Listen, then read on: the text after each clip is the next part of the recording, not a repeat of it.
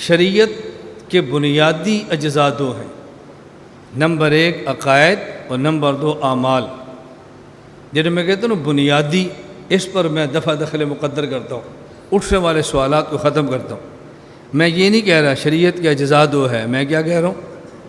بولو، بنیادی اجزاء دو ہیں۔ یہ بنیادی جب آپ سمجھ لیں گے نا، حکیم الامت حضرت ثانی فرماتے ہیں شریعت 5 چیزوں کا نام ہے، اس میں عقائد ہیں، پھر اس میں عبادات ہیں، پھر اس میں معاملات ہیں، پھر اس میں معاشرت ہے۔ جی 5 چیزوں کا نام ہے۔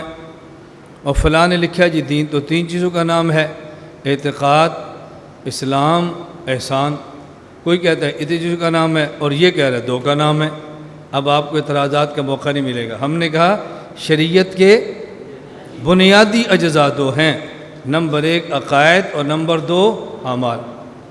صحابہ کرام رضی اللہ عنہم مجمعین عقائد میں بھی معیار حق ہیں اور اعمال میں بھی معیار حق ہیں۔ عقائد میں بھی معیار حق ہیں اور اعمال میں بھی معیار حق ہے۔ معیار حق یعنی عقیدہ بھی وہ قبول ہوگا جو صحابی والا ہو، اور عمل بھی وہ قبول ہوگا جو صحابی والا ہو رضی اللہ عنہم۔ دلیل قرآن کریم میں ہے فَإِنْ آمَنُوا بِمِثْلِ مَا آمَنْتُمْ بِهِ فَقَدِ اهْتَدَوْا۔ اگر تمہارا عقیدہ ایسے ہوا جیسے عقیدہ صحابہ کا ہے تو پھر تمہیں ہدایت ملے گی۔ فَإِنْ آمَنُوا، اگر تمہارا عقیدہ ایسے ہوا جیسے عقیدہ صحابہ کا ہے تو پھر ہدایت ملے گی، وگرنہ نہیں ملے گی۔